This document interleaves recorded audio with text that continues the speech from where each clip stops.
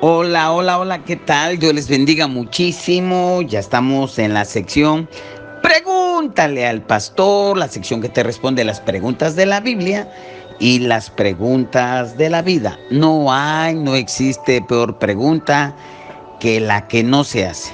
Y vamos inmediatamente a la pregunta del día que dice de la siguiente manera: Pastor, le pregunto por qué la Biblia considera la calumnia como altamente dañina.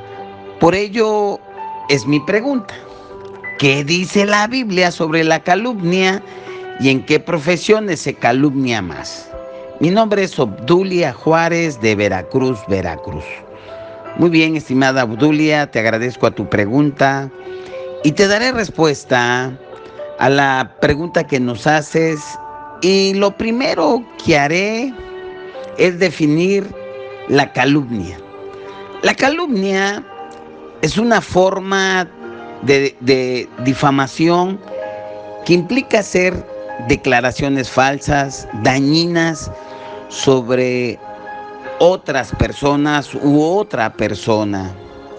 Esto tiene un impacto muy significativo y diría muy fuerte, y daña la reputación de la víctima y causa sufrimiento emocional, además de que se afecta negativamente sus relaciones sociales.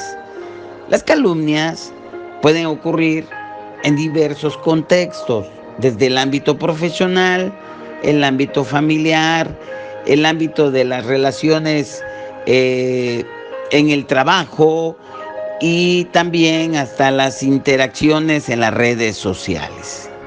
La Biblia dice mucho acerca de la calumnia, tanto que en el Antiguo Testamento y en el Nuevo Testamento nos hablan de ella. Por ejemplo, en el libro de Proverbios, en el capítulo 10, 18, se cita este verso y nos dice que el que encubre el odio es de labios mentirosos y el que propaga la calumnia es necio.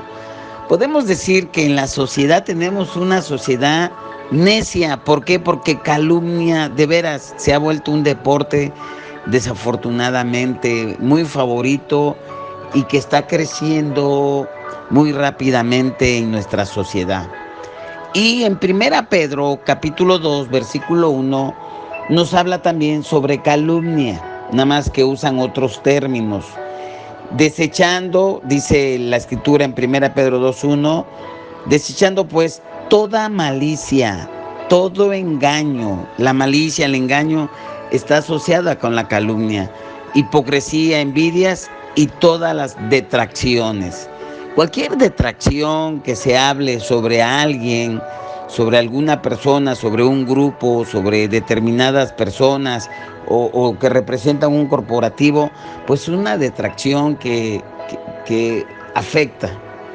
La calumnia está a un nivel tan alto en la lista de Dios, y es tan nociva que en la Biblia se incluye en los 10 mandamientos.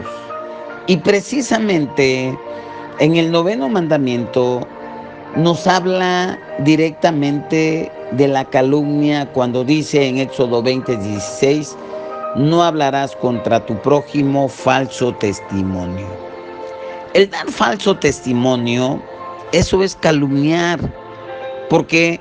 Porque se está falseando y esta mentira o ese falso testimonio pues se esparce. Entonces, en cierta manera podemos decir que se está calumniando. La calumnia es simplemente mentir acerca de alguien con la intención de hacer que otros vean a esa persona de manera negativa, y de esa manera hacen que se distorsione la imagen de la persona a quien se están refiriendo. Entonces, podemos decir que la calumnia es vista como un ataque contra la integridad, contra el buen nombre del prójimo o de la persona. Y de esa manera pues está violando el mandamiento bíblico de amar al prójimo como a uno mismo, como ya lo mencioné. Bueno, el libro de Proverbios también nos habla sobre calumnia. Bueno, está Está bellísimo el libro de Proverbios. Pero en especial nos habla el libro de Proverbios de 6 cosas. Y yo diría 7 cosas que aborrece Dios. ¿Cuáles son? Bueno, el libro de Proverbios en el capítulo 6, versículos 16 al 19 nos dice: 6 cosas aborrece Jehová, y aún 7 abomina su alma: los ojos altivos, la lengua mentirosa, las manos que derraman sangre inocente, el corazón que maquina pensamientos inicuos, los pies que se apresuran a correr el mal, el testigo falso que habla mentiras y el que siembra discordias entre hermanos. Entre estas 6 cosas, que diría son 6 cosas que aborrece Dios, 3 de estas 7 cosas están relacionadas con la calumnia 3. Por ejemplo, la lengua mentirosa, el testigo falso que habla mentiras y el que siembra discordia entre hermanos. Ahí me está hablando de las 7 cosas que aborrece Dios, 3 que tienen que ver directamente con la calumnia. Podemos deducir entonces que el pecado de la calumnia es aborrecido por Dios en gran manera, porque lastima, porque afecta. La Biblia amonesta al calumniador y por supuesto lo enfrenta porque hace un daño impresionante. Y desafortunadamente la calumnia se ha pasado y se ha colado y ya no se ve tan mala como realmente es, y el daño que ocasiona. A continuación mencionaré las profesiones que más se dan a la calumnia. Puede ser en cualquier ámbito profesional, en cualquier trabajo, pero se da con mayor frecuencia aquellas personas que realmente tienen por naturaleza un servicio público, están compitiendo por algo, y algunas de las profesiones donde más se ven, pues la número 1 definitivamente es la política. Los políticos son a menudo calumniados tanto por los mismos rivales políticos, por los medios de comunicación, por el público, y de ahí vienen las campañas de desinformación, los ataques personales, son muy comunes en ese campo, en esa arena política, son muy comunes. Y prácticamente, desafortunadamente, hay hasta frases que la calumnia, si no mancha, ensucia. Y los políticos tienen una capacidad muy grande para calumniar, es decir, para mentir, para decir falsos testimonios sin ninguna conciencia de pecado. Y yo creo que ahí es bien importante que entre la ética, pero no solamente se queda en el campo de la política, también en los medios de comunicación, en el entretenimiento, en la gente de la farándula, en los niveles ejecutivos de esa industria, donde hay mucha competencia por captar más gente. Las calumnias son utilizadas como tácticas para desacreditar a sus competidores y manipular de esa manera la opinión pública. Por eso también ahí en esos medios, en los negocios, en las corporaciones, en los medios de comunicación, y también en los negocios, en las corporaciones, en el mundo empresarial, entre los ejecutivos, en la industria. La calumnia se utiliza como una táctica para desacreditar a sus competidores y de esa manera pues sacar ventaja, sacar raja. El deporte no se queda atrás. Los atletas de alto rendimiento, las figuras deportivas que son muy visibles, también están sujetas a ser calumniadas y en cierta manera eso, su rendimiento repercute personalmente en sus decisiones profesionales. La calumnia también se da en el sector legal, dentro de los abogados, de los jueces, y se enfrentan, ¿verdad? Ellos son profesionales, se enfrentan en discusiones que inclusive llegan a temas judiciales, y en fin, en la educación no se queda atrás.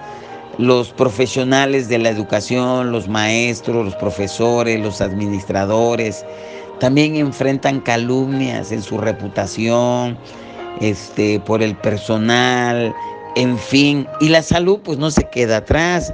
A veces los médicos, los enfermeros, las enfermeras, los hospitales, las clínicas, los trabajadores de la salud, también hay calumnia, en especial en casos de diagnóstico, ¿verdad? Cuando un profesional le dice, oye, pues ese te hizo mal diagnóstico, y en cierta manera hay una calumnia.